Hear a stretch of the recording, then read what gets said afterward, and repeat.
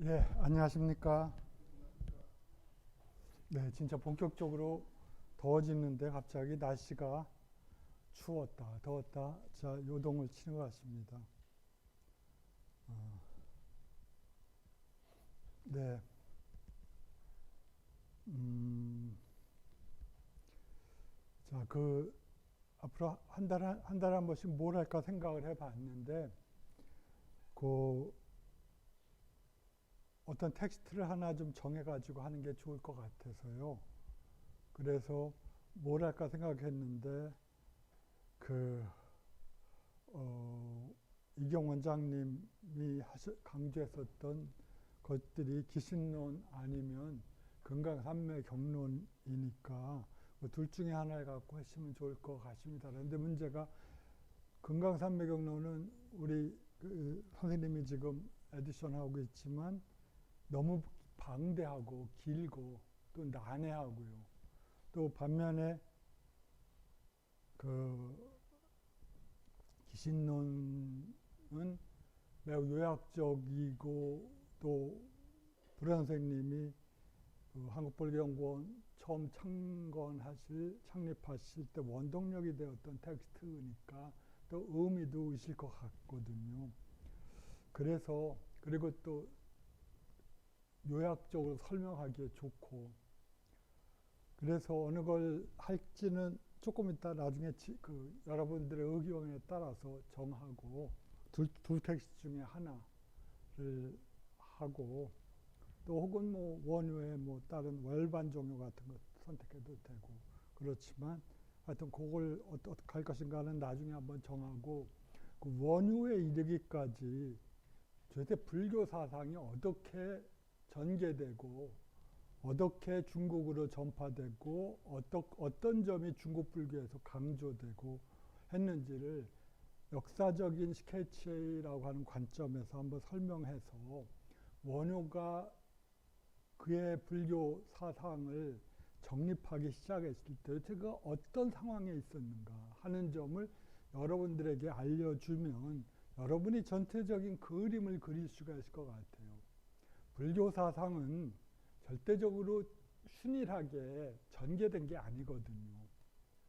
각각의 지역마다 그리고 각각의 시기마다 다른 방식으로 이해되어 왔습니다. 나중에 붓다의 제자들은 그 붓다의 위대한 설법이 그러한 다양한 해석의 가능성을 품고 있다고 생각을 했습니다.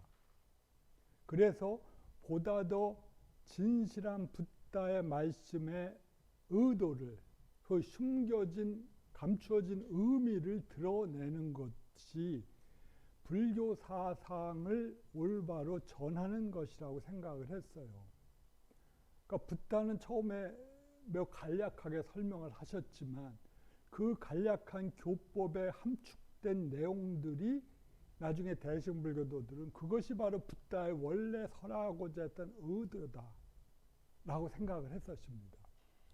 그런데 말씀드린 것처럼 이 불교 사상은 거의 우리가 그 유식이라고 하는 대승 최초의 학파에 이르기까지 거의 한 700년, 800년의 세월이 흘렀고 아비달마 불교도들이 붓다의 사상을 체계화하기 시작한 것도 붓다의 사후 대략 200년이 지나서 150년, 200년이 지나서였습니다. 그리고 그 500여 년 넘는 아비달마의 체계화 시대에서 이루어진 불교 사상의 핵심들과 그리고 무착이나 세침보살에 의해서 대승의 핵심으로서 우리에게 알려진 가르침 사이에는 또 대략의 몇백 년의 차이 혹은 뭐 마지막 발전된 아비달마의 교학과 유식은 거의 비슷하게 발전하니까 거의 그렇다고 하더라도 유식이 전제하는 그리고 비판의 대상으로 삼았던 그 전 시대의 붓다의 이해, 전 시대의 붓다에 대한 해석의 오류들이 이 무엇이었는지를 알 때 우리는 전체적인 불교를 스케치할 수가 있어요. 그럴 때 도대체 그건 나중에 선불교도 마찬가지입니다. 예, 선불교도 결국은 대승이라고 한다면 결국 대승이 가르쳤던 내용에서부터 벗어나질 않거든요. 근데 더 어렵고 더 상징적인 용어를 쓰는 바람에 더 이해하기 어려운 마치 신비주의적 방식으로 그야말로 떨어져 버렸지만 그렇지만 그 선불교도 대승의 한 흐름인 한에 있어서 대승이 가르쳤던 것과 그다지 벗어나 있지는 않을 거예요. 물론 노하우에 있어서 어떻게 가르치냐의 문제에서는 좀 더 매우 다양한 그 교육 방법상의 차이는 있겠지만 말입니다. 어떤 교육 방법이 더 위대한가는 저는 뭐 각각에 달려 있다고 생각을 합니다. 효과가 많은 사람에게 있느냐? 아니면 또 다른 측면이 더 높은 경지로 우리들의 인식을 상승시켜 주느냐. 두 가지 기준에 따라서 아마 그 교법의 위대성이 결정될 것 같습니다. 자, 그 점에서 그렇지만 하여튼 이런 점을 고려한다고 하더라도 저희가 1시간 정도에 걸쳐서 인도 불교를 스케치할 때, 인도 불교와 중국 불교를 스케치할 때 도대체 무엇이 문제되고 있는가를 이해할 수가 있어요. 그렇지 않고 우리가 불교를 접하면 밀림 속에서 헤매게 됩니다. 도대체 뭐를 말하는지 이해할 수가 없어요. 불교가. 그렇지만 그것이 역사적인 스케치의 장점은 처음부터 그 붓다의 가르침을 이해하고 후대는 그 전시대 이해를 비판하면서 출발했거든요. 그러면서 자기들이 더 뛰어난 해석 체계라고 간주했는데 그것이 더 뛰어나건 아닌가에 대해서는 뭐 각각 학파마다 논란의 여지는 있겠지만 보다 그 가르침이 확장되면서 도대체 무엇이 문제되었던가를 이해할 수가 있습니다. 그럴 때 우리는 붓다의 교법이 갖고 있는 여러 가지 특징들이 어떻게 후대의 그 불교 수행자들에 의해서 점차 그 면모가 드러나는지를 이해할 수가 있습니다.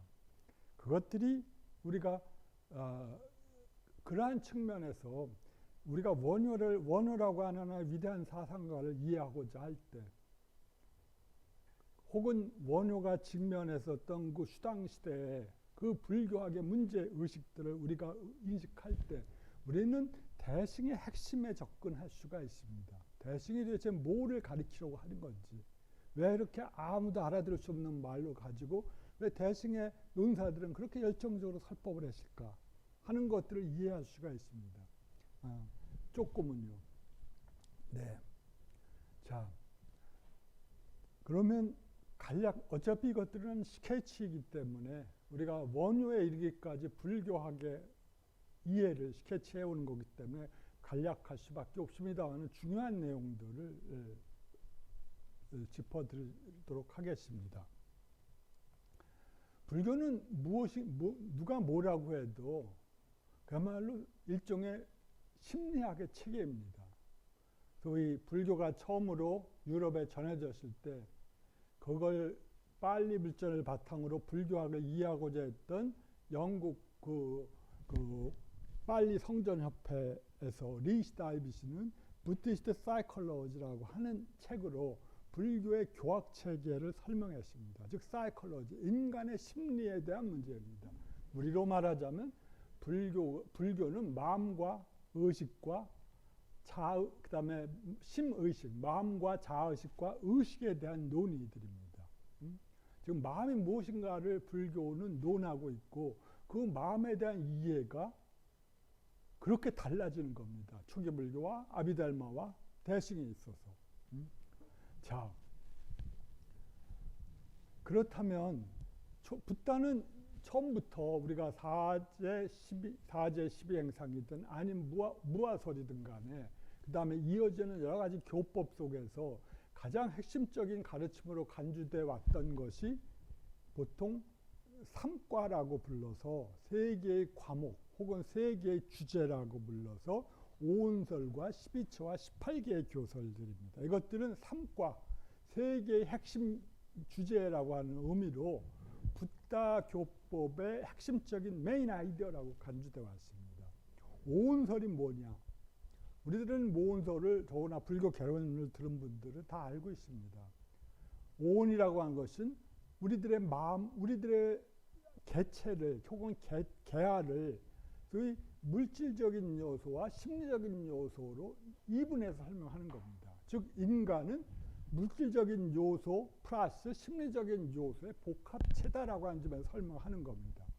즉 색수상행시라고 하는 5개의 근본적인 요소로 인간 개체를 환원시켜버리고 그 환원된 요소들이 우리가 알고 있는 홍길동이라든가 임꺽정이라든가 혹은 회중대왕이라든가 하는 그러한 개개인들을 구성하는 요소들이라고 하는 겁니다.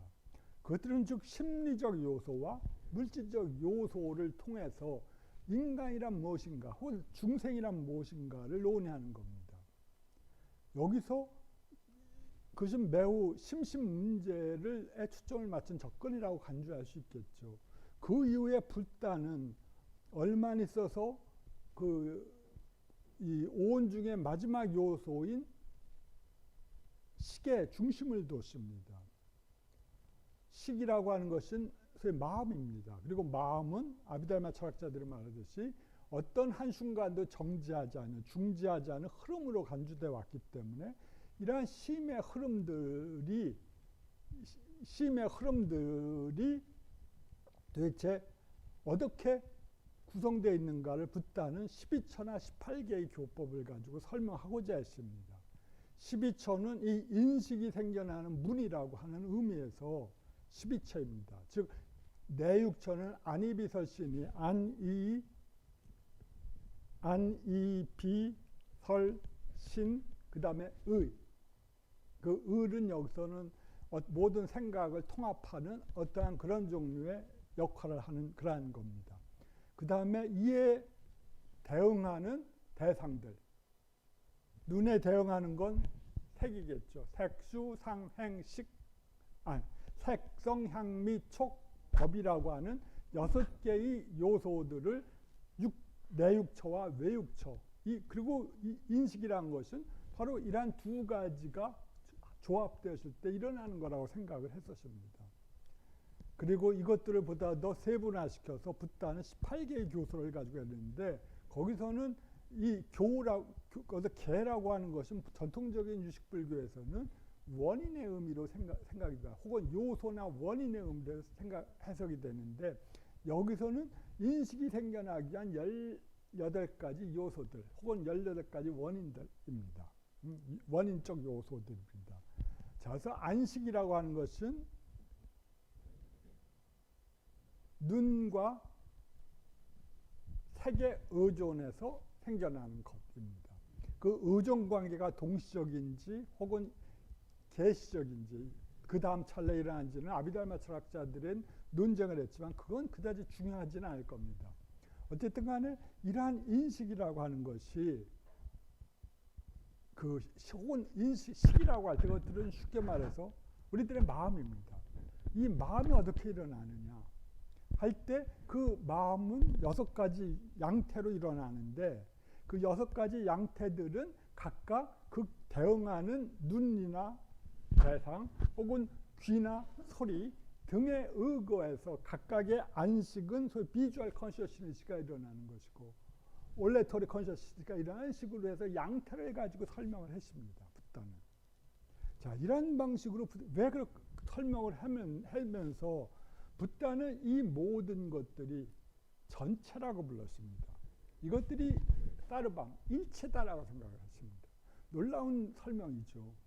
그 붓다는 그러니까 우리들이 이 눈을 가지고 귀를 가지고 코를 가지고 혀를 가지고 촉각을 가지고 생각을 가지고 구성하는 이 모든 이 것들이 이 세계 우리가 세계라고 불리는 것이다라고 말했습니다. 그 이상의 세계는 없다고 말했어요. 매우 함축적인 말입니다.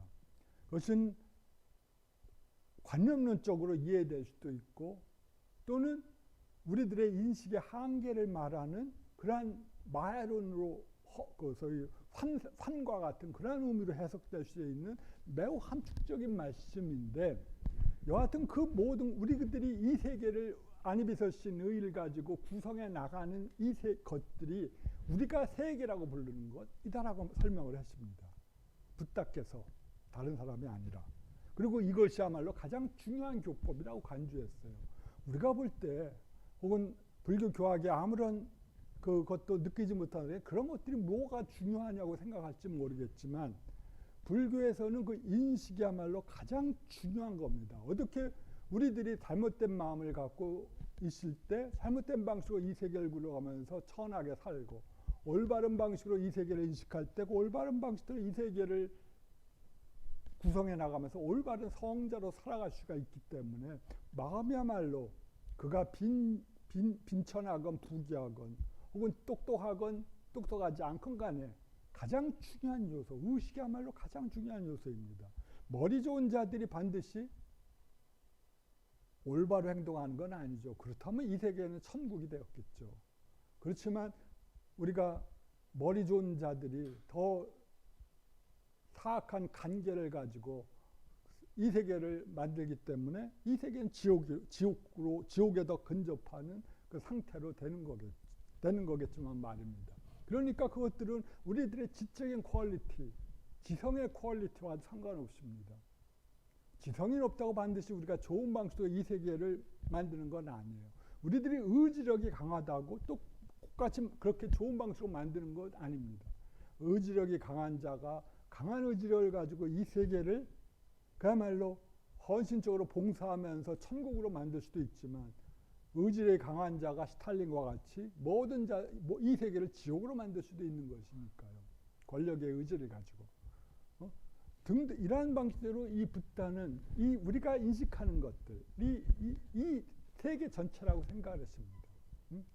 그러니까 붓다가 언젠가 말씀드렸듯이 우리가 이 육척의 형태를 갖고 있는 우리들이 생각해내고 만들어내고 감각하고 지각하고 만들어내는 그 것들이 바로 이 세계 자체입니다. 자, 그러면서 이러한 방식대로 붓다는 이 5개의 요소들이 우리를 구성하는 근본적인 요소라고 하면서 그것들이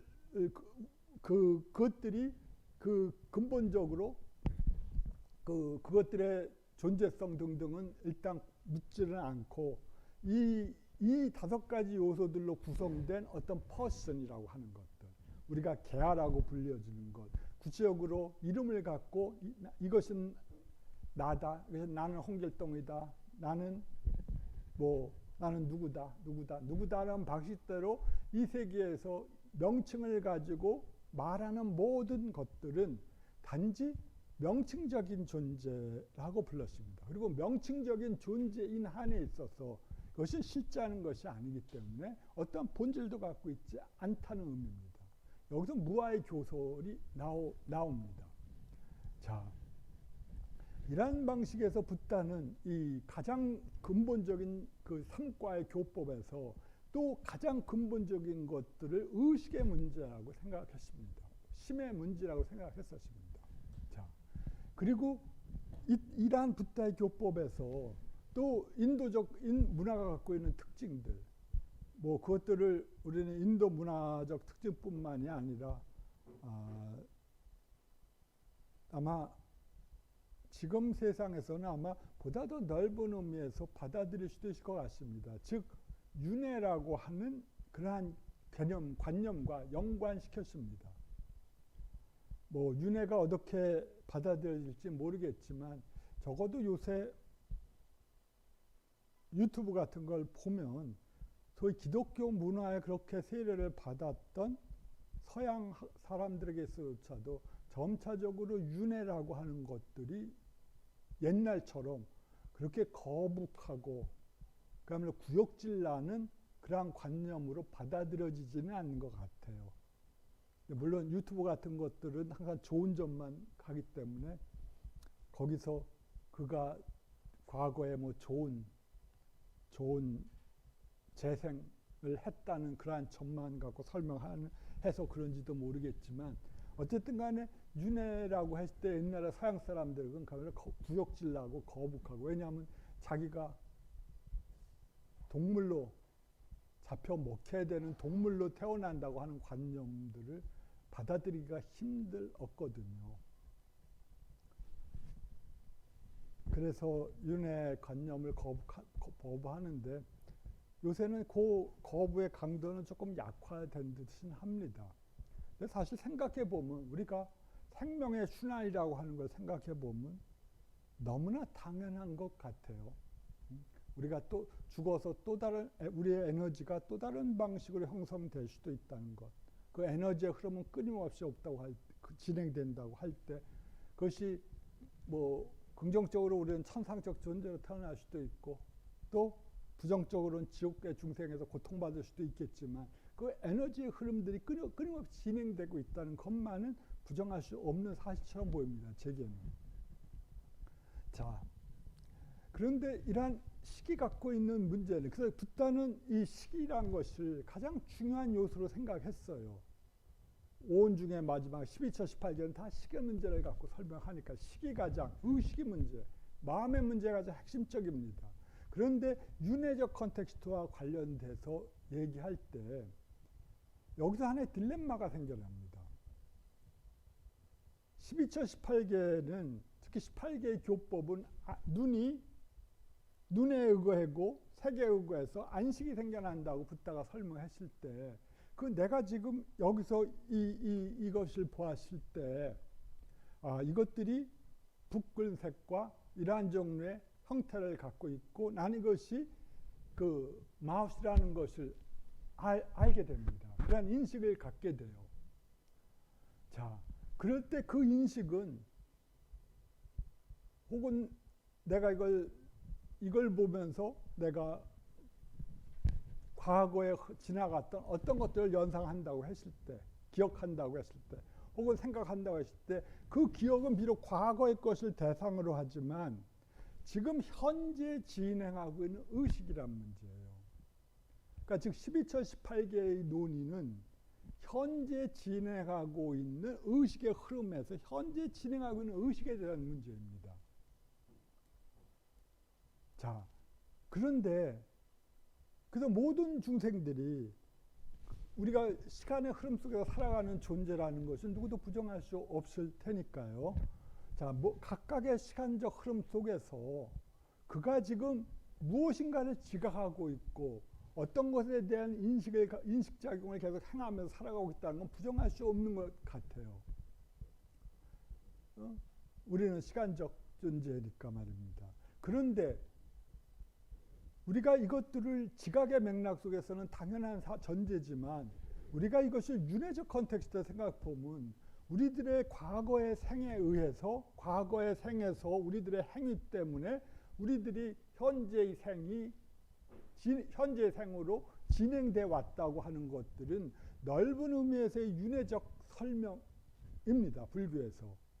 윤회에 대한 설명도 인도의 각 학파들에서는 조금씩 다르지만 적어도 주류 학파들에 있어서 적어도 특히 윤리적인 측면에서 자이나나 불교들은 인간이 과거에 그 전생에서 행했던 업에 의해서 업의 성질에 따라서 그 업이 현생에 영향을 미쳐서 그 방식대로 현재의 나의 존재 형태가 조건화되어 있다. 즉 그런 방식으로 내 심신이 그렇게 구성되어 간다라고 설명을 했다면 그것들은 현재 진행하고 있는 의식작용은 아니지 않습니까? 그것들은 과거의 행위들에 의해서 형성된 과거의 행위라고 하는 형성력에 의해서 내가 지금 영향을 받고 있는데 분명히 어떤 요소가 있어서 내가 윤회에서 그 흐름을 타고 좀 윤회 전생하고 있는데 분명히 윤회 전생할 때 어떤 팩터가 요소들이 있지 않겠습니까? 그런데 우리 그 요소를 오온의 어떤 걸로서 규정을 하려고 그런다면 가장 적절한 캔디데이트는 식밖에 없을 것 같습니다. 기독교도들은 부활할 때 그 죽었던 신체 그대로 부활한다고 하는데 그것들은 불교가 볼 때는 바보 같은 해석입니다. 물론 통속적인 기독교 해석이겠지만 어쨌든 간에 불교도들은 그러한 신체성, 육체성이 그대로 죽고 나서 그 다음 생으로 전승된다고 하는 것들을 경험상 믿지 않습니다. 왜냐하면 어린 나이의 신체와 죽은 자의 신체는 다르니까요. 질적으로나 양적으로. 그러니까 이러한 점에서 그 시기 윤회를 어떤 방식간에 윤회에서 과거의 업을 짊어지고 가는 존재일 수밖에 없다면 그 시기 갖고 있는 그 윤회 전생의 주체로서의 측면과 그 다음에 현재 진행하고 있는 의식작용이라고 하는 점에서의 두 가지 상이한 측면들을 어떻게 조합할 수 있는가 하는 게 이후에 불교 철학의 과제가 되는 겁니다. 자, 그래서 이것들은 우리는 크게 윤회 과정의 주체로서의 성격이나 혹은 인지적 알매 과정이라고 하는 두 가지 방식으로 나눌 수가 있을 겁니다. 붓다는 여기 너무나 이걸 당연하게 생각했는지 어떤 코멘트도 하지 않았습니다. 후대 불교도들이 볼 땐 매우 모순적인 상황 같은데 말입니다.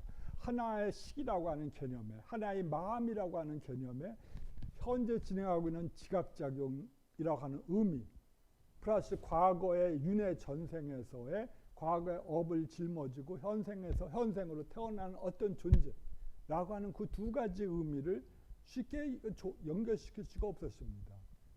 그래서 어떤 사람은 붓다의 제자 중에 어떤 사람은 이렇게 해석도 합니다. 나는 붓다에게서 시기라고 하는 요소가 윤회 전생의 주체이다 라고 하는 말을 들었다 라고 들었습니다. 그러니까 다른 제자들과 이걸 갖고 왈가불가 하다가 다른 제자들이 붓다에 가서 그 말을 맞는지를 물었을 때 붓다가 그 말을 듣고 그 비구를 불러다가 야단을 쳤습니다. 나는 그런 말을 한 적이 없다.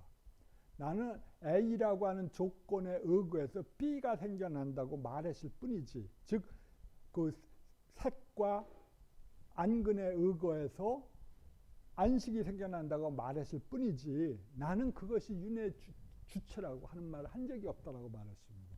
붓다의 말의 맥락은 여기에 불변하는 아트만과 같은 요소를 윤회 과정 속에 대입하지 말라라고 하는 그런 경고였던 것 같습니다. 이것이 유명한 베달라 수트라인가요? 거기서 나왔던 얘기고 따라서 이 당시 붓다는 비록 그 꽃 같은 시기에 그러한 두 가지 기능을 부여했음에도 불구하고 거기에 어떠한 종류의 지속성, 어떠한 종류의 본질 개념만 부여하지 않는다면 그러한 시기, 때로는 지각과정의 현재 진행하고 있는 지각과정의 주체로서 작용할 수 있고 또 다른 의미에서 시기의 윤회 과정 속에서 소위 전생을 이어주는, 생을 이어주는 그 매개자로서의 역할을 할 수 있다는 그 사실에 대해서 어떤 모습도 느끼지 않았던 것 같습니다. 즉 조건적으로 생겨난다고 하는 점에서는 어떤 차이도 없기 때문에 양자 사이에 어떤 모순도 느끼지 못했습니다. 하지만 그 위에 제자들에게는 어떻게 양자가 같을 수가 있냐는 문제가 당연히 있을 수밖에 없죠.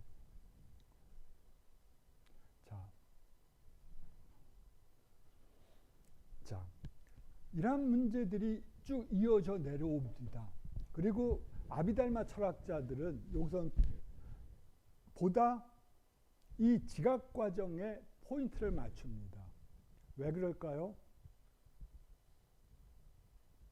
윤회 전생에서 현생의 첫 찰나를 메어주는 식은 좁이죠. 어쨌든 간에 우리가 알 수 없고 컨트롤할 수가 없는 반면에 현재 진행하고 있는 의식 작용은 나의 생각을 가지고 컨트롤할 수가 있기 때문입니다.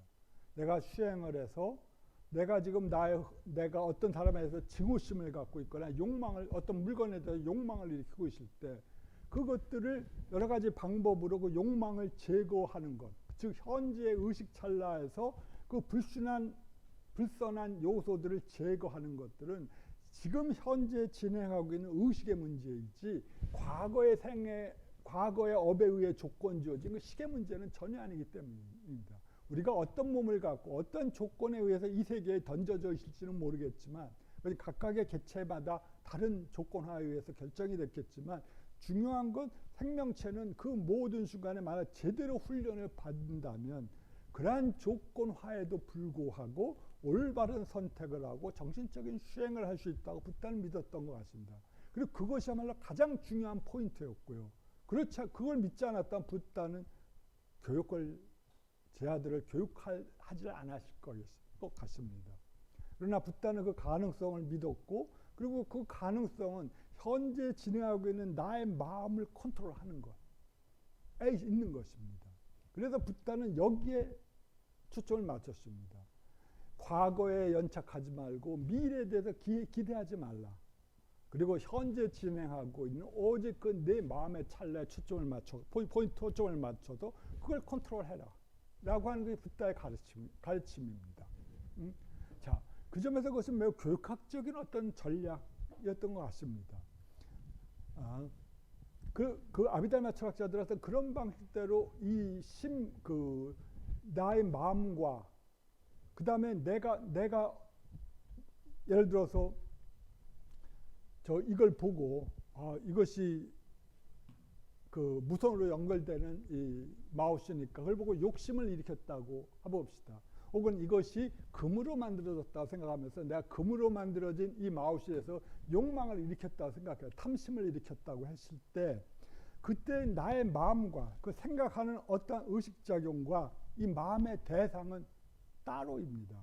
그렇지 않겠어요? 내 욕망의 대상에 향하고 있는 이 마우스, 금으로 만들어진 이 마우스를 나는 지금 욕망하고 있습니다. 그럴 때 붓다는 금이라고 하는 것은 사실은 교환 가치와 효용 가치는 있겠지만 정신적 수행과는 오히려 맞지는 않는 거야. 한 방식으로 욕망을 누그러칠 수가 있겠죠. 또 다른 여러 가지 방식으로도 그 욕망을 이 금을 향한 나의 욕망을 소위 다른 방식으로 삭감시키거나 혹은 완화시킬 수가 있을 것 같습니다. 여러 가지 방법으로. 거기서 아비달마 철학 말씀드리고자 하는 것은 나의 의식이 나의 탐심이 향하고 있는 그 대상은 바로 저 밖에 있는 이 마우스라고 하는 겁니다. 금으로 만들어진 마우스. 나는 그 마우스를 욕망하고 있습니다. 자, 이것이 아비달마 철학자들의 마음과 그 대상과의 관계입니다. 나는 어떤 사람을 지금 증오하고 있어요.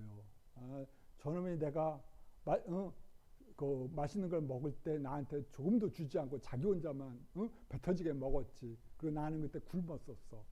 혹은 나의 자식들이 그때 굶어갈 때 저놈은 하나도 연민심을 자기 혼자 먹었어라고 하면서 내가 그에 대해서 증오심을 일으킬 수가 있습니다.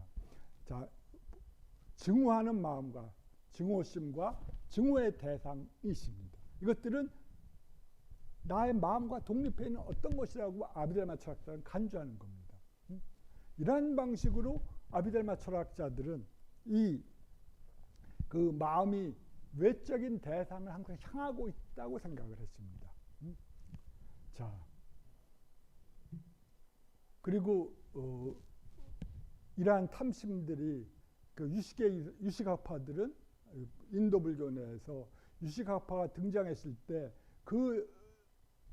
내가 향하고 있는 이 금으로 만든 마우스는 실적으로 그런 아이디어일 뿐이지 나의 마음속에 나의 마음속에 갇힌 탐욕의 종자에 탐심의 종자에 의하여 그 대상에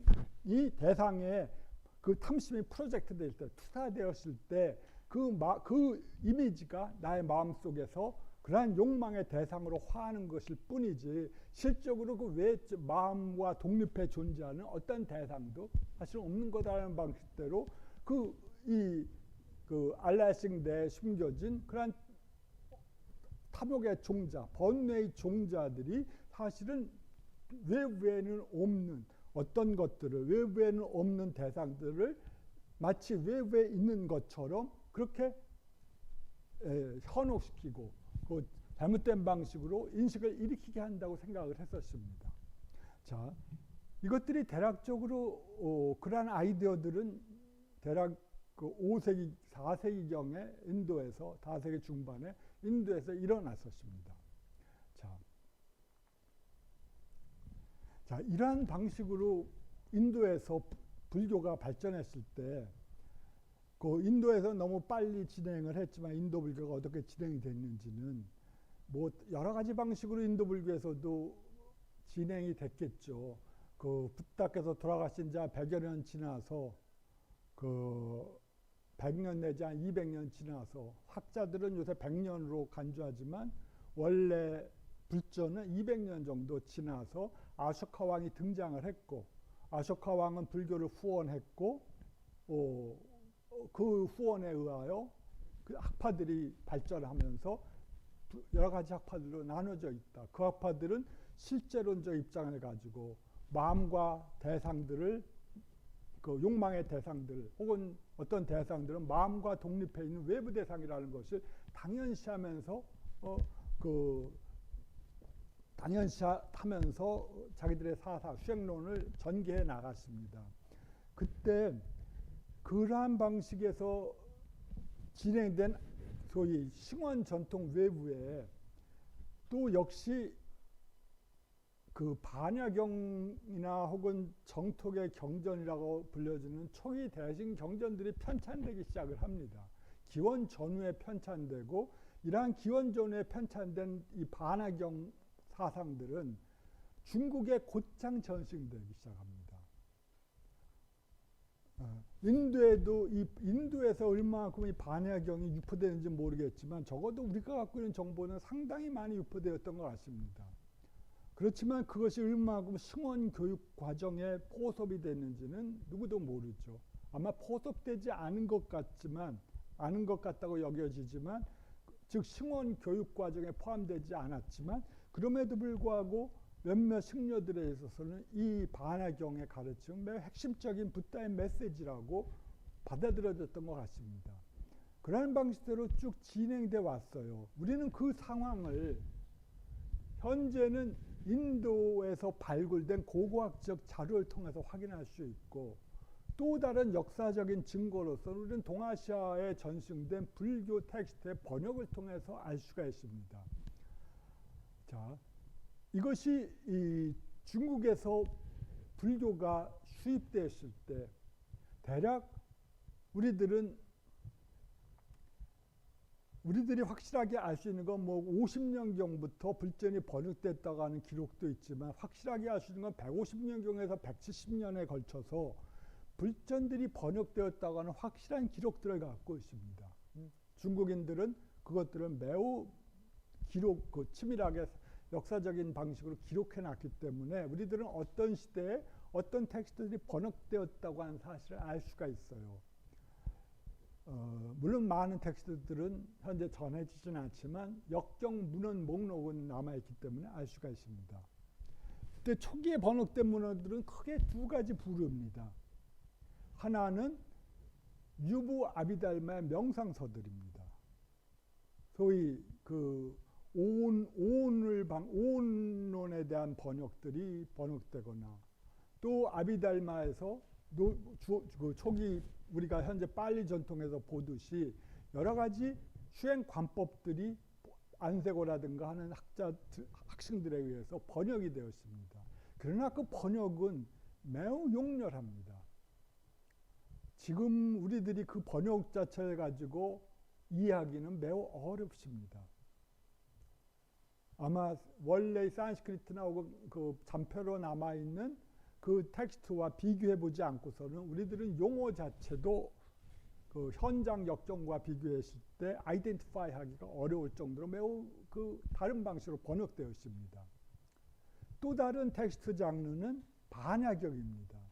반야경은 상당히 초기에 번역됐습니다. 거의 안세고는 주로 그 안식국의 왕자 출신이지만 파르티아죠. 거기서 그 주로 유부 아비달마의 텍스트를 번역했지만 그 반야경류의 텍스트도 또 다른 역정자들에 의해서 번역이 되기 시작합니다. 근데 우리들이 알고 있는 팔천송반의 초기 형태 등등이 이 170년에서 280년 사이에 그야말로 많이 번역되기 시작합니다. 즉 그러니까 우리들은 반야경이 중국에 전승된 주요 역경 카탈로그에 포함되실 정도로 인도 불교도들에게서 많이 고려되어 있었다는 사실을 알 수가 있어요. 왜냐하면 그들은 중국에서 요구되었던 것들을 번역하지 않겠습니까? 혹은 인도에서 매우 그 당시 그야말로 이걸 매우 중요시 되었던 텍스트를 당연히 가지고 중국으로 들어와서 번역했을 겁니다. 지금 철학이라든가 거기서 우리가 문학책을 번역할 때 노벨 문학상 탄 것들을 제일 먼저 번역하듯이 그 당시 그 수천리길을 그 카라반들과 같이 여행하면서 승려들이 그 텍스트 사본을 갖고 왔을 때 그야말로 이상한 물건들을 갖고 오지는 않았겠지 않겠습니까? 그 당시에 매우 액투얼하고 매우 요구되는 그런 텍스트들을 갖고 왔을 겁니다. 그리고 그걸 가지고 번역을 했을 거예요. 그 당시 중국은 블루오션인지 아닌지는 말할 수 없지만 말입니다.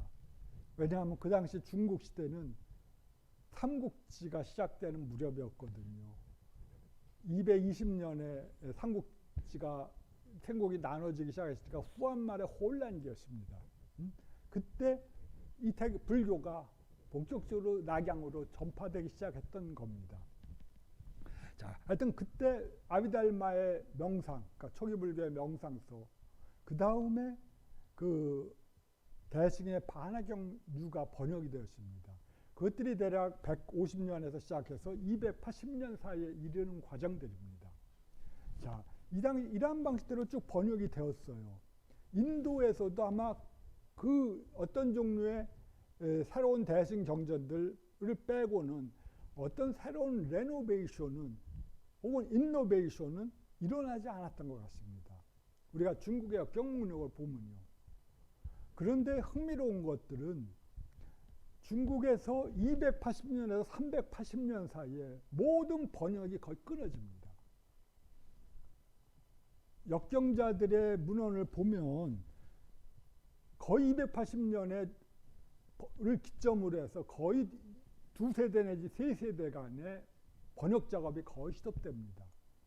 이것들은 혼란소 5호 16국 아니야. 위진남북조 시대가 시작되는 기점이거든요. 그래서 혼란 때문에 정치적이고 사회적인 혼란 때문에 그러했다고 생각할 수도 있겠지만 아마 그 점이 큰 이유도 있겠지만 또 인도 자체 내에서의 어떤 문제도 있지 않았을까 생각을 하게 됩니다. 어쨌든 간에 그 인도 자체 내에서의 문제점은 뭔지는 확실히 모르겠지만 인도도 그 당시는 뭐 크샤니카 왕의 치대 때문에 계속 그쪽을 통해서 중국으로 번역될 때 크샤니카 월지국은 굉장히 불교를 숭상했던 국가였기 때문에 그 승려들과 카라반들의 교역을 굉장히 장려했거든요. 그러니까 그걸 통해서 초기에 한나라 때 이르기까지 계속 불전이 번역되는데 굉장히 포지티브하게 작용했을 것 같습니다만은 그 크샤니카 왕이 다스렸던 그 월지국이 망한 후에 그 다음에 인도에서도 약간의 정치적 혼란이 찾아오고 330년 무렵에 320년 무렵에 소위 굽타 왕조가 창건이 됩니다.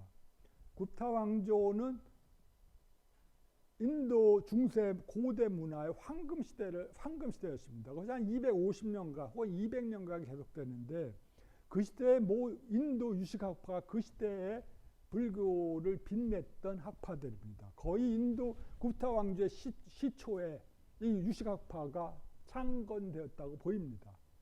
혹은 굽타 왕조의 시초에 그 아상가라든가 바슈반두라고 하는 위대한 학생들이 태어났고 그들이 얼마 있어갖고 그 간다라 지역에서 그 마가다 지역으로 오빌마 가서 거기서 불교를 일으켰던 것 같습니다.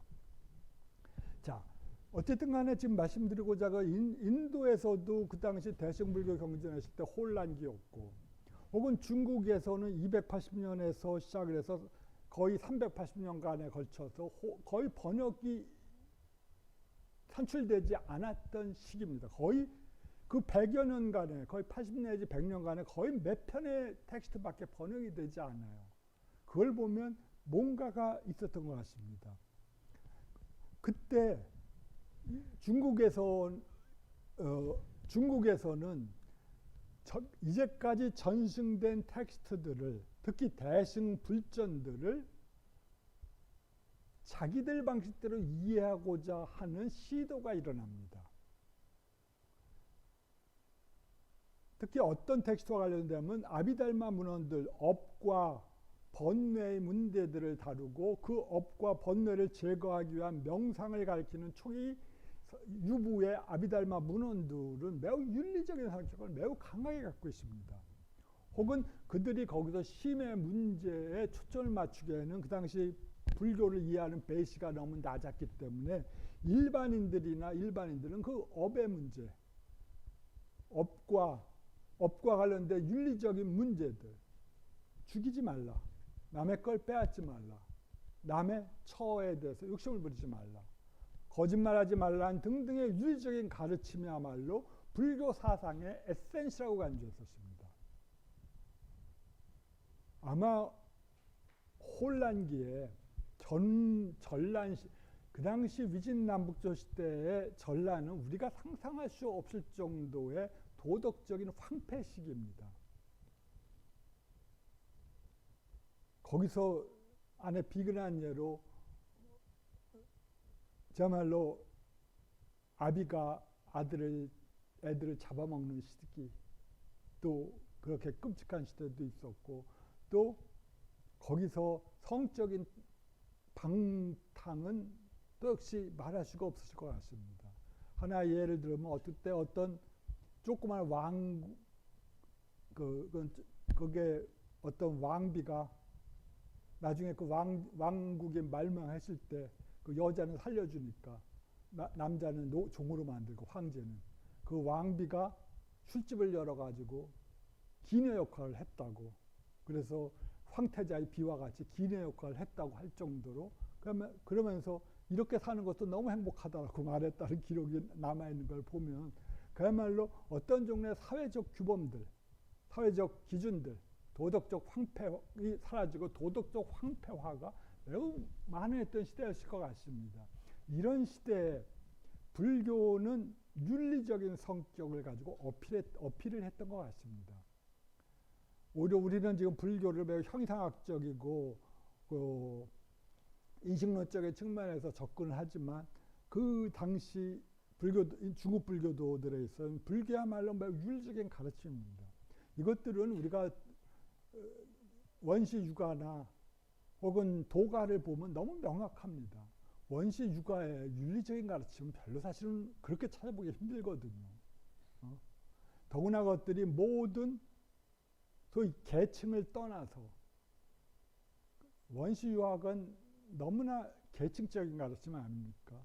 군군 신신 부부자자해서 각각의 계층적인 윤리를 가르치는 데 비해서 불교도들은 그 당시 모든 중생들에게, 중생이라면 모두가 지켜야 할 항목들, 죽이지 말라, 도둑질하지 말라라는 등등의 매우 윤리적인 보편적인 가르침을 설명했거든요. 그러니까 당시 중국인들에게서 이러한 가르침은 매우 혁신적인 것이었을 것 같습니다. 자, 그리고 이러한 방식에서 아비달마 문헌들이 윤리적인 성격들을 부각시켰던 데 비해서 그 다음에 반야경은 전혀 다른 방식에서 불교 사상들을 보여주었습니다. 즉 반야경의 공성은 많은 사람들에게서 매우 모호하지만 모든 것에 자성이 없다고 하는 주장들이거든요. 아비달마 철학자가 생각했던 것과는 달리 아마 설일체부의 철학적인 주장들과 반야경이 갖고 있는 철학적 주장들 사이의 딜레마를 그 당시 중국 불교들은 잘 이해하지는 못한 것 같습니다.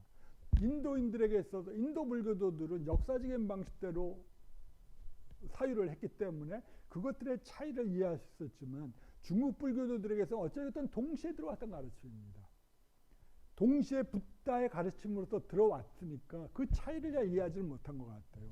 다만 이 반야경에서 말하는 일체 개공이라고 하는 것, 모든 것들이 무자성이고 어떤 본질도 갖고 있지 않다고 하는 것, 그리고 그것들이 우리들의 언어나 개념 때문에 마치 그렇게 나타나는 것이지만 실제로 그 본질이 없다라고 하는 그런 반응의 가르침은 마치 그 노자나 장자의 무의 가르침을 연상시켰고, 따라서 그때 그 위진 남북조 시대에 그 남조로 남조에서는 그 당시 여러 가지 사상들이 많이 발전했는데, 특히 그 위진 현학이라 해서 노장의 가르침, 노장의 렌즈를 통해서 불교를 해석하려고 하는 시도가 일어납니다. 그것들이 소위 말하면 격의불교라고 불려지는 겁니다. 격의. 네, 이것들이 요 격의불교라고 하는데, 즉 불교의 붓다의 가르침의 의미를 이해하려고 하는 것, 접근하려고 하는 것들이 격입니다. 즉 노장을 통해서 불교의 가르침을 이해하고 있었으니까 당연히 그 당시 위진 시대에 위진 칠연이라고 불렸던 사람들이 있지 않습니까?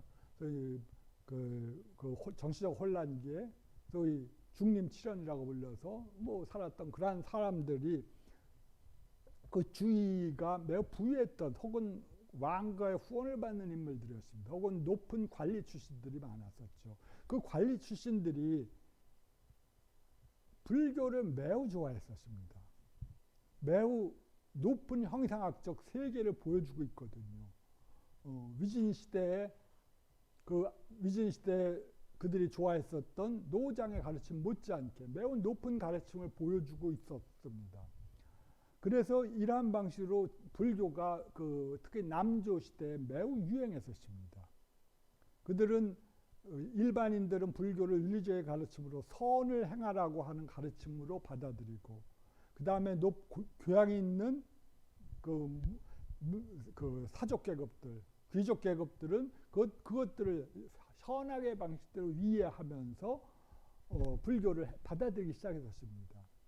자, 쉽게 말하면 모든 것들이 다 개판인 시대에 윤리적인 가르침, 그리고 그러한 사회적 혼란을 벗어난 높은 이상향을 마음속에서 확립할 수 있다는 것, 그것 자체는 매력적이었던 것 같습니다. 그래서 이 시대를 소위 쥐려라고 하는 사람들을 부디스트 컨퀘스트 오브 차이나라고 말했습니다. 불교의 중국 정복이라고 말했다. 즉 하나는 윤리적인 측면으로 일반 민중들을 사로잡았고, 하나는 철학적인 매우 반해경의 매부 현학적인 가르침을 통해서 상류 계층을 사로잡았습니다. 아마 그 불교가 중국 문화와 같은 그러한 고급 문화에 수용하기 위해서는 그런 혼란이 필요했었던 것 같기도 합니다. 자, 그때 이 당시에 불교도들이 주장했던 대표적인 학설이 신불멸론이라고 하는 겁니다. 신불멸론. 우리들의 신은 여기서 매우 형용사일 수도 있는데요. 혹은 신식이라 해서 매우 신묘한 의식입니다. 즉, 이 신묘한 의식은 소멸하는 것이 아니다 말했어요. 이것들은 그러니까 이것들은 분명히 영혼의 맥락 속에서, 영혼의 윤회의 맥락에서 우리들의 영혼은 불멸하는 것이고, 그것은 열반에 이르기까지 불멸하면서 계속적으로 우리들은 윤회 전생하면서 셀프 아이덴티티를 지니면서 진행하고 있다고 하는 그런 주장이었습니다. 그러니까 현대에 교육받은 불교학자들이 볼 때 이것들은 무슨 불교가 부정하고자 했던 아트만 이론의 부흥이냐라고 비난할 수가 있겠죠. 그렇지 않겠습니까? 붓다가 아트만을 부정했었던 이유 중에 윤회 과정 속에서 지속하는 본질을 갖고 있는 어떤 것이 소위 내적인 본질로서 우리에게 있다고 하는 주장이었는데, 이 바로 신불멸론은 마치 그런 것들을 주창하고 있는 것처럼 보여요. 아마 우리가 윤회하는 한, 우리가 최종적인 깨달음을 얻어서 마침내 개화의 무화성을 완전히 통찰해서 아라한이 되기 전까지 우리들은 윤회할 테니까, 그 윤회 과정 속에서 이 중국 불교도들은 당시 신불멸이라 해서 어떤 오묘한 매우 미묘한 정신적 작용들은 소멸하지 않고 그대로 지속된다라고 하는 아이디어를 펴냈던 것 같습니다. 아마 이것이 어떤 고급 사상이 새로운 문화에 접근할 때는 당연했던 것 같기도 합니다. 지금 여러분 인터넷 같은 데서 보면, 유튜브 같은 데서 뭐 전생 얘기를 보면 거의 이런 신불멸론에 입각한 아이들입니다.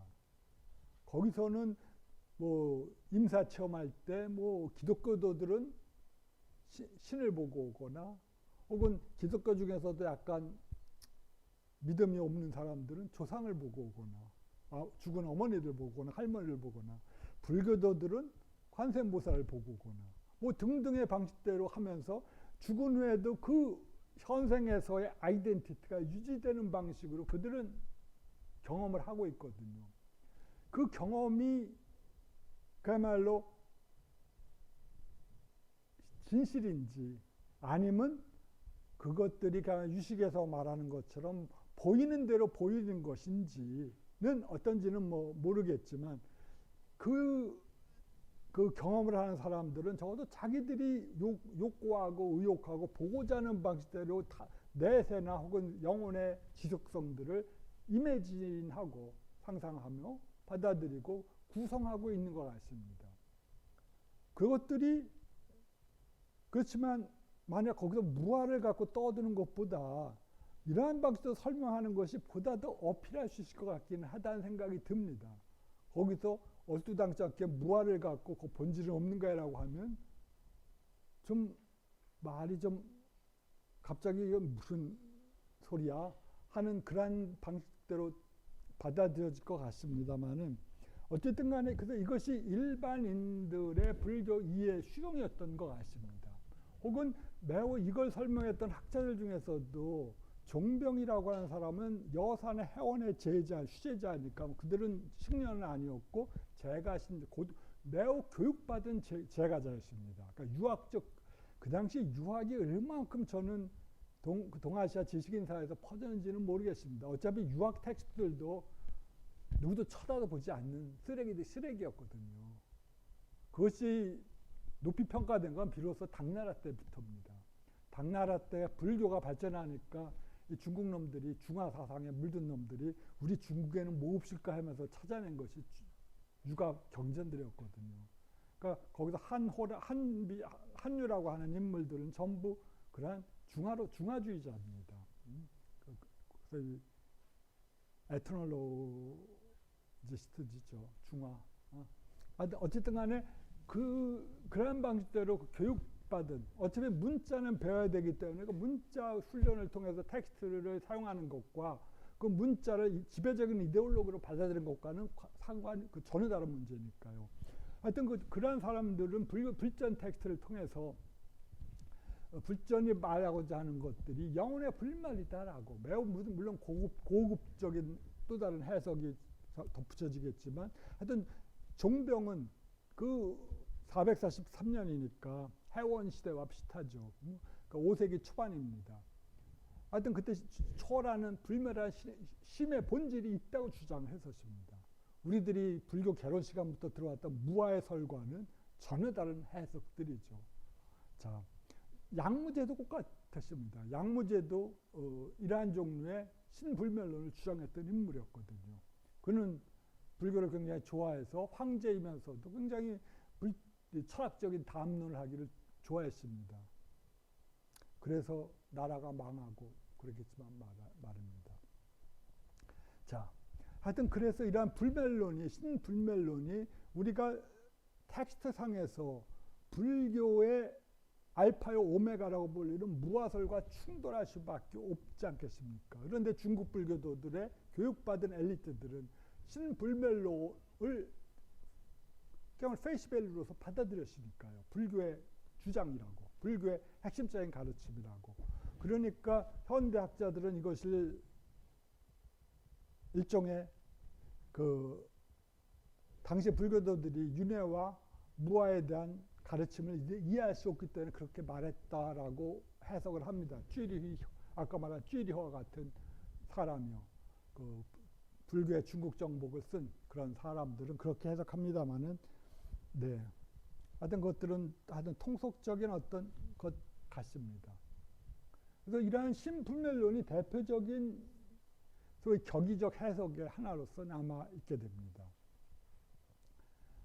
그런데 이 신불멸론이 이렇게 쥐려가 말한 것처럼 무아의 서를 이해하지 못했기 때문에 그러한 주장을 했다라기보다는 오히려 또 다른 의미에서 열애장과 관련해서 이 신불멸론을 평가하려고 하는 학자들이 또 대부분입니다.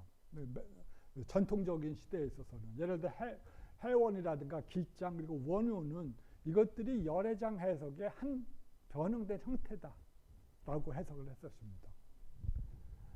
네. 요걸 들어가기 전에 제가 약간 빼먹은 게 있는데요. 이해를 위해서 중국에서 아까 280년, 380년 사이에 번역이 끊어졌다고 말씀드렸습니다. 400년, 390년에부터는 상황이 완전히 바뀌어요. 누구에 의해서 바뀌냐? 그 유명한 구마라 지바에 의해서 바뀝니다. 구마라 지바는 쿠차 지역에서 활동했었던 매우 뛰어난 학자였습니다. 그는 언어에 뛰어난 천재였다고 해요. 그래서 그는 72개국의 언어를 했다고 하는데, 뭐, 고지역이 그 말이니까 아마 실적으로는 했지만 한문도 상당히 잘했던 것 같습니다. 한문 번역을 보면 진짜 놀라울 정도로 진짜 잘해요. 산스크리트 원전을 보면 어떻게 이 산스크리트에서 저런 번역이 나올 수 있는가 보면서 감탄을 하는데, 그러니까 내용도 굉장히 잘 이해했던 것 같습니다. 그런데 십지경 번역을 보면 그렇습니다. 저는 이 구마라 지바가 구차에서 불교를 배우기 위해서 어디까지 오냐면 중인도까지는 못 오고 그 간다라 지역을 돌아다닙니다. 그러면서 그가 번역을 해갖고 간 문헌 중에 소위 유명한 그 중관계통 문헌들이 다수가 있습니다. 소위 용슈의 그 중론송, 그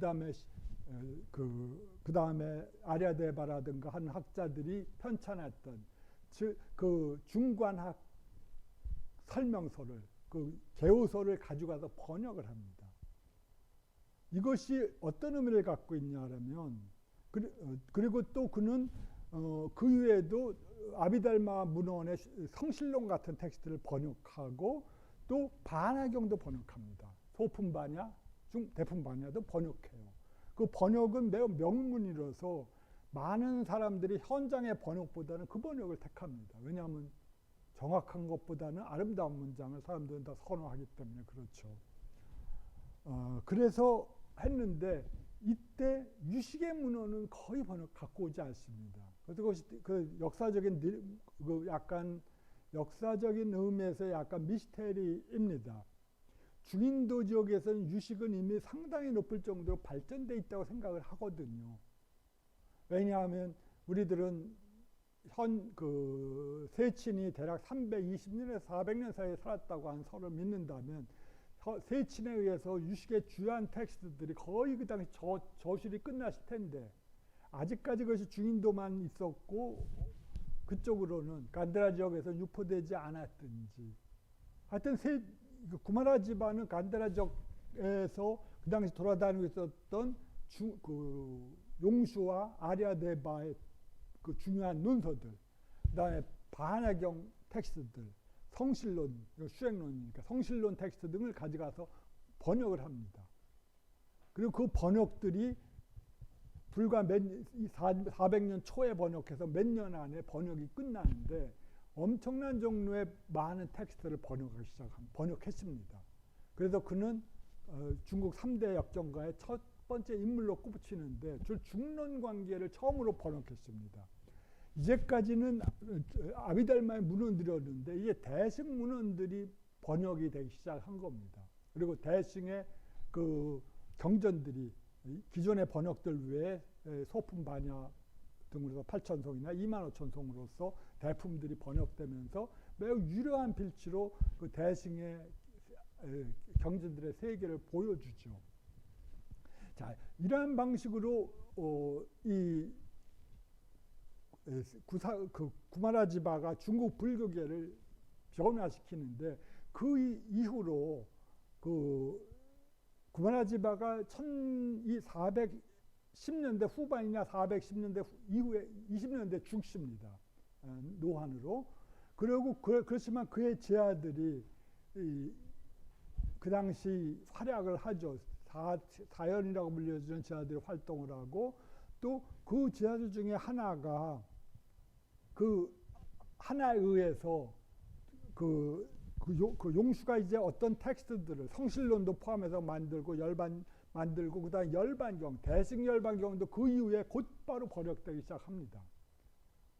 그러니까 우리는 그 당시를 보면서 이 스타트를 400년대 스타트를 구마라지바가 끊었는데, 그 이후로 인도에서의 뛰어난 학생들도 구나바드라를 비롯한 수없이 많은 인도인 승려들이 들어와서 번역을 해대기 시작을 합니다. 경전들 번역, 혹은 주요한 것들이 화엄경도 그때 번역되지만, 그때 열애장계 경전들이 많이 번역되기 시작합니다. 그러니까 열애장계 경전들은 거의 5세기 중반, 그러니까 450년 전후에서 대부분 번역이 됩니다. 그러니까 이 불과 몇 년 사이에, 구마라지바로 시작해서 불과 몇 년 사이에 중국 불교가 일변하게 됩니다. 근데 무수한 텍스트들이 들어오게 되죠. 붓다의 교법을 담은 무수한 텍스트들이 들어오면서 이제 이 중국 불교도들은 이러한 모순된, 이제 중국 불교들도 공부를 해갖고 이 텍스트들이 서로 모순된 가르침을 전하고 있다는 사실을 인식하기 시작했습니다. 공성의 가르침과 그 다음에 열애장의 가르침은 서로 타협할 수가 없는 거거든요. 그리고 더구나 아비달마에서의 해석과 용수의 해석은 아비달마, 설레시 유보의 수행론을 본격적으로 비판하면서 시작했으니까 서로 물과 기름 사이의 관계와 같으니까 중국 불교들도 이 모순된 붓다의 가르침들을 어떻게 우리가 체계적으로 이해할 것인가 하는 도전에 직면했었습니다. 그때 그래서 그의 구마라지바의 제자들은 이제 어떤 하나의 텍스트를 집중적으로 연찬하기 시작했습니다. 성실론이 대표적인 텍스트였죠. 그렇지만 그때 그들이 택한 전략은 하나의 텍스트를 연구하면서 이제까지 자신들이 알았던 모든 불교 사상을 갖다 집어넣는 겁니다. 그래서 이 텍스트들을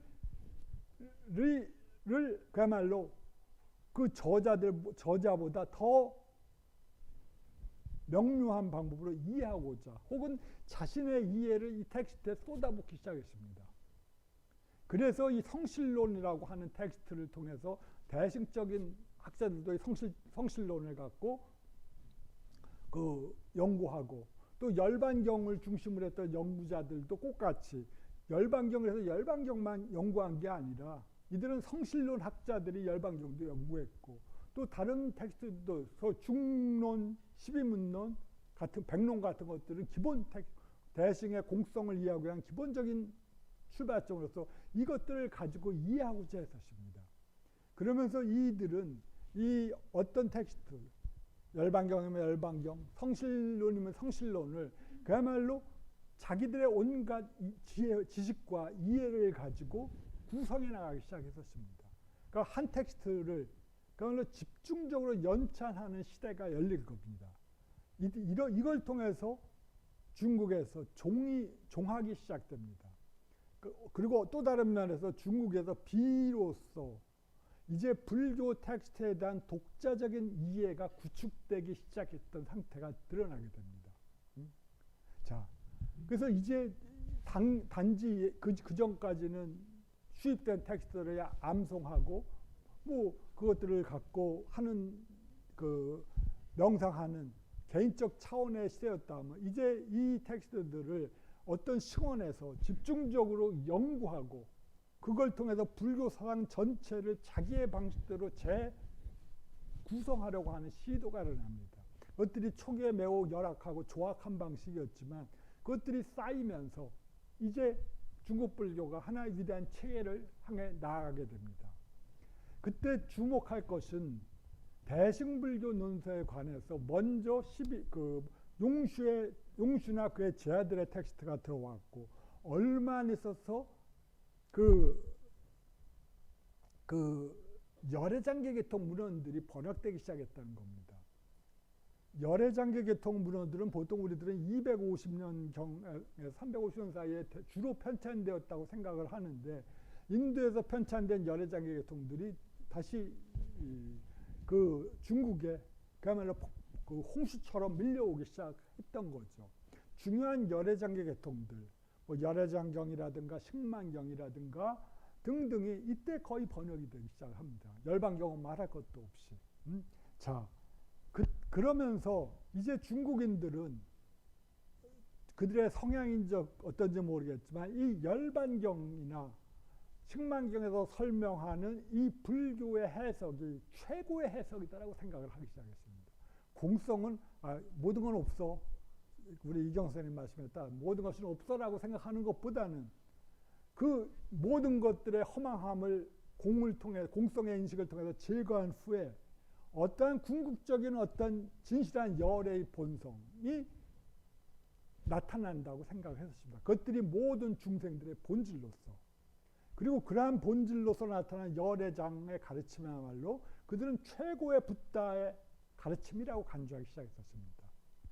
자, 그런 아이디어가 일방에서 퍼져나가고 또 신불멸론도 계속적으로 발전해 나가면서 서로가 당연히 그 영향을 주고받았을 것 같습니다. 그러니까 이러한 방식대로 원효가 나중에 이 신불멸론적 해석이 불성 해석의 한 유형이다라고 생각했던 것도 또 오해는 아닙니다. 어쨌든 간에 그러한 방식대로 서로 착종하고 섞이면서 중국에서 불다의 근본적인 대승의 가르침의 의미를 탐구하는 작업이 진행이 됐는데 그때 이러한 사유의 또 다른 전환점이 일어난 것들이 500년대 초에 소위 유신계 문헌들이 처음으로 번역되기 시작을 합니다. 지론종 사상가들에 의해 보리류지라든가 라트나 마티라고 하는 사람이 라트나 마티는 화엄경도 일부 번역했지만 그 유신문헌을 가지고 와서 번역을 하기 시작합니다. 그렇지만 유신문헌이 갖고 있는 난사pháp 때문에 이들은 다 번역하지는 않고 그 십지경에 대한 세친의 코멘타르, 주석을 갖고 번역을 하기 시작하거나 그래서 그걸 통해서 지론, 십지경에 대한 체계적 연찬이라고 하는 것, 지론종이 성립이 되면서 그때 그 소개된 것들이 알라야식이라고 하는 개념들입니다. 이때 중국인들은 그 잠적인 어떤 알라야식이라는 개념에 매료되어 있었습니다. 그리고 이들이 가리키는 중요한 아이디어, 즉 마음과 독립해 있는 외부 대상이란 존재하지 않는다라고 하는 아이디어를 이들은 매우 매료되어 있던 것 같았습니다. 너무 멋있는 아이디어 아닙니까? 물론 그것들은 초계불교의 붓다의 가르침에서부터 우리는 그것을 뽑아낼 수도 있지만 그런 것들은 명료하게 진술의 형태로 명제의 형태로 설명하는 건 유식이 처음이었거든요. 모든 것이 없다고 주장했던 공성의 주장 대신에 그 다음에 모든 것들을 공성에서 파괴한 후에 나타나는 진실한 붓다와 같은 본성들이 있다고 주장하는 열애장계였던 대신에 이들은 마음과 독립해 존재하는 어떤 것 외부 대상도 존재하지 않는다는 방식으로 인도 불교 아비달마의 주류 전통을 계승하면서도 이걸 완전히 달리 해석했습니다. 그러니까 그때 저는 그 교서를 들은 동아시아인들이 진짜 통속적인 말로 뿅 가실 것 같아요. 이것들은 굉장히 철학적이면서도 전혀 다른 세계를 보여주는 통찰이거든요. 명료한 진술의 형태로. 그러니까 이것들은 우리가 보는 것들이 우리가 보고 실제한다고 믿었던 것들이 실적으로는 우리들의 의식작용과 독립해서는 즉 알라야식이라는 심층적인 의식작용과 독립해서는 실제로는 존재하는 것이 아닌 그런 것에 불과하다라고 하는 그런 매우 깊은 철학적인 함축성들을 매우 거기에 매료되어 있던 것 같습니다. 항상 새로운 것들이 지배적인 사조가 되는 거 아니겠습니까? 그래서 우리가 유행을 따르는 거지만 멋진 유행이 들어왔으니까 이제 사람들이 너도 나도 이제 여기에 달려가기 시작했습니다. 1급의 중국 사상가들이 여기에 매료가 되었죠. 소위 해원이라고 하는 그 인물이 그 지론종의 대표적인 중국 숙련인데 이 해석을 받아서 거기에서 연구하고 제 아들을 키우면서 이 지론종이 급속도로 발전하기 시작합니다. 그리고 549년에 진제라고 하는 인물이 광동을 통해서 들어옵니다. 양무제의 추청을 받아서 들어오는데 안타깝게도 양무제는 그 동일한 해 10월인가에 쿠데타 때문에 실각을 하고 감옥에 유폐돼서 죽습니다. 그래서 진제도 불우한 상태로 역정을 할 수밖에 없었어요. 후원자가 없어졌고 그는 전란 속에서 제 아들과 같이 도피하면서 살아가야 되니까 그러면서도 그는 굉장히 많은 번역서를 남겼습니다. 그가 남긴 번역이 구유식의 핵심이고 유식경전들을 진제가 처음으로 번역하기 시작을 합니다. 그래서 그 유식론이라고 하는 텍스트 우리가 그 소위 그 유식 30논의 기본 텍스트라고 하는 유식론, 그 다음에 섭대식론, 그리고 중변 분별론, 그 다음에 알라의식의 논증을 다룬 그 결정장론이라는 텍스트를 번역합니다. 결정장론이라고 하는 것은 알라의식의 존재 논증을 다룬 텍스트고 유가사지론 중에서는 그 제가 번역한 유가사지 섭결택본의 첫 부분입니다. 권 51 앞부분을 차지하고 있는데 그건 알라의식이 왜 존재할 수밖에 없는가를 논변한 거거든요. 그런데 제 생각은 좋은 상황이었으면 아마 진제가 다 번역을 했을 것 같았는데 상황이 너무 열악하니까 진제는 그 자기가 독일이 된다. 중국에 들어와서 첫 번째 한 번역이 바로 이 결정장론 번역이었습니다. 그러니까 제가 그걸 통해 생각해 볼 때 중국인들은 새로운 정보에 목말라 있었는데 그것들 중에서 그들이 가장 알고자 했던 것은 바로 이 알레식이라고 하는 심층 의식이 유식학파에서 설명되는데 제발 그것이 뭔지를 좀 알려달라고 했을 것 같아요. 다른 건 다 어느 정도 들어와서 아는데 이 알레식은 왜 새로운 개념을 왜 유식학파가 만들었는데 그게 도대체 뭐냐 하니까 그 결정장론이라는 한 챕터를 조그만 텍스트를 가지고 번역을 했습니다. 그걸 통해서 아마 그 새로운 제8식이든 어떻든 간에 새로운 어떤 잠적인 심층적인 식의 존재들을 중국인들이 굉장히 목말라 했던 것 같아요. 왜냐하면 이 알라식이 종자에서부터 바로 일체의 현상계의 다양성이 생겨난다고 유식한 설명을 하니까 우리들의 잠재인상이 거기에 숨어 들어가고 이 잠재인상들이 발현되면서 실적으로 외부 대상에 투사되면서 외부 대상이 마치 있는 것처럼 파악한다고 하는 그런 설명으로 나가니까요. 그러니까 그런 새로운 종류의 아이디어에서 중국 불교들이 당시 목이 말랐던 거, 갈증을 느꼈던 것 같습니다. 그래서 지론종도 지론종은 얼마나 있어갖고 이 워낙 뛰어난 번역자들이 압도적인 유식문을 번역하니까 여기 흡수돼 갑니다. 그리고 이 섭론종이 번역이 됩니다. 형성이 됩니다. 섭론종은 바로 진제의 섭대식론 번역에 의하여 촉발돼서 섭대식론을 연구하겠다고 모인 사람들의 그룹들입니다. 그러니까 본격적으로 우리가 지금 구유식이라고 부르지만 구유식이 본격적으로 등장을 하기 시작한 거죠. 500년대 중반에. 그리고 이러한 것들은 중국 불교에 엄청난 영향을 미쳤습니다. 이제 아마 그 시대에는 새로운 정보들이 쏟아내오면서 이제 새로운 정보들이 들어오면서 중국 불교의 천재들이 이제 이 새로운 정보를 가지고 불교 사상을 정리하고자 하는 생각을 냅니다. 이제까지 그들이 그 종파불교에서 구마라집 이후로 쌓아왔던 학문적 축적, 텍스트의 축적과 이 새로운 유식의 인포메이션을 가지고 그들은 이제 불교 사상 전체를 내가 조망하겠다는 방식으로 그 학파를 구성하기 시작합니다. 그 가장 대표적인 인물이 천태지자입니다. 그는 이제까지 설일체유부의 아비달마 교학, 그 다음에 그 유식, 그 다음에 중간의 텍스트들을 전부 포함해서 하나의 체계를 세웠고 거기에 열애장을 최상심으로 그 열애장적 아이디어를 품은 그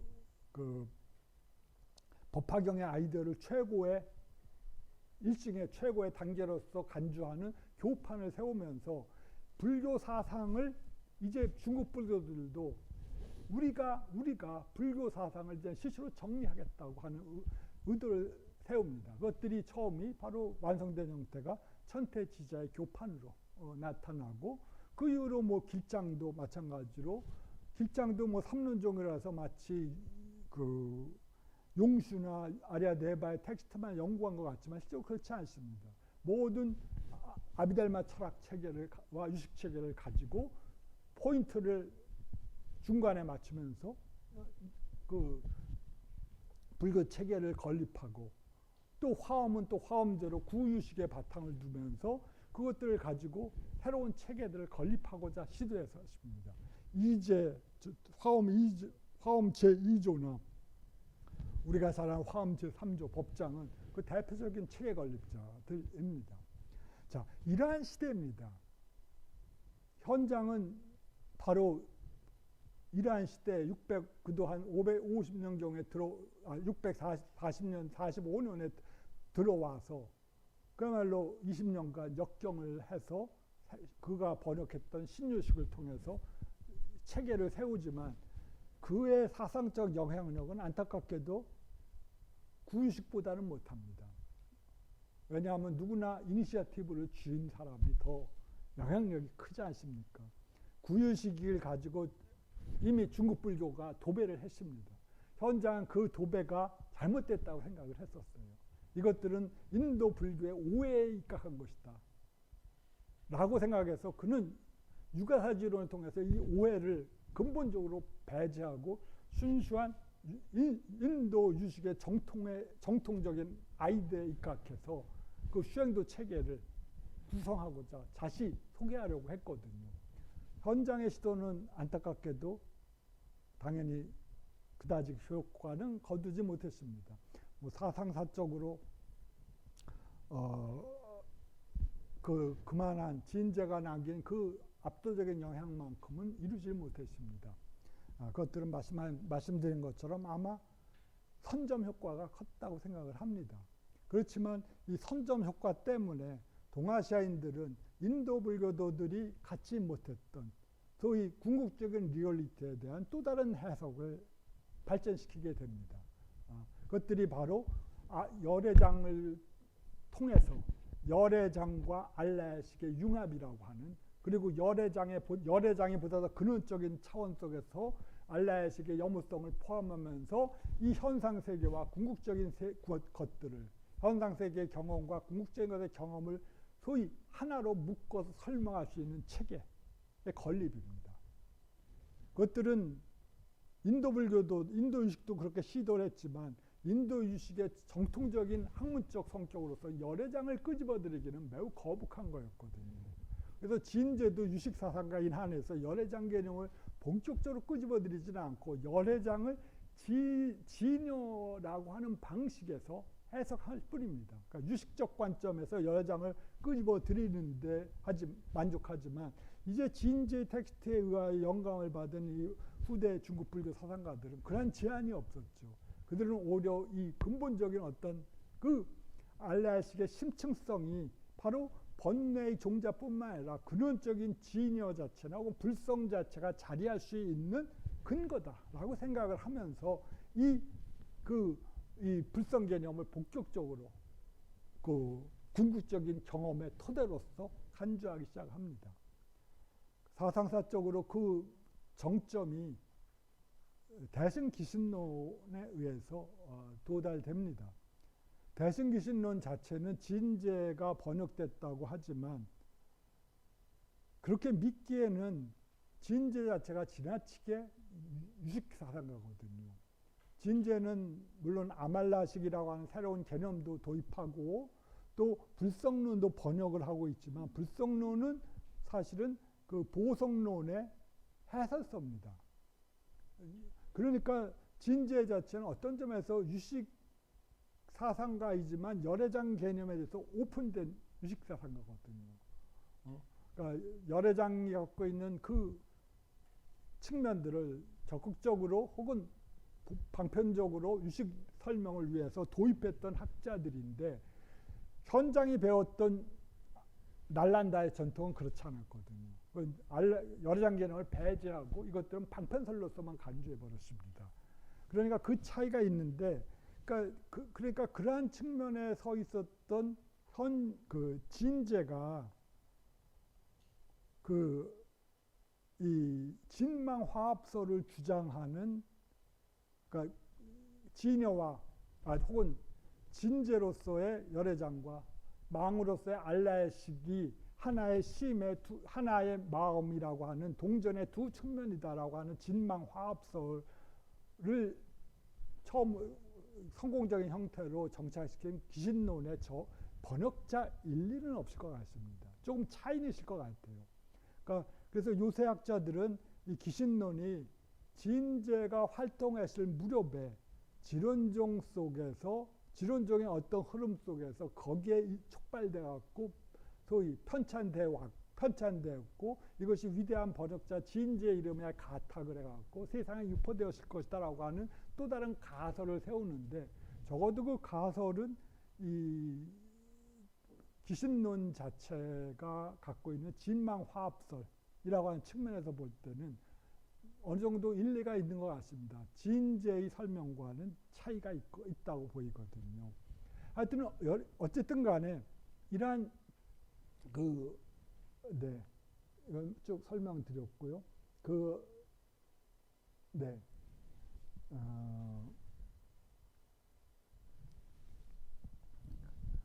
이 진제의 설명이 그러한 점에서 한계를 갖고 있는 반면에 진제 후계자들은 그렇지 않았습니다.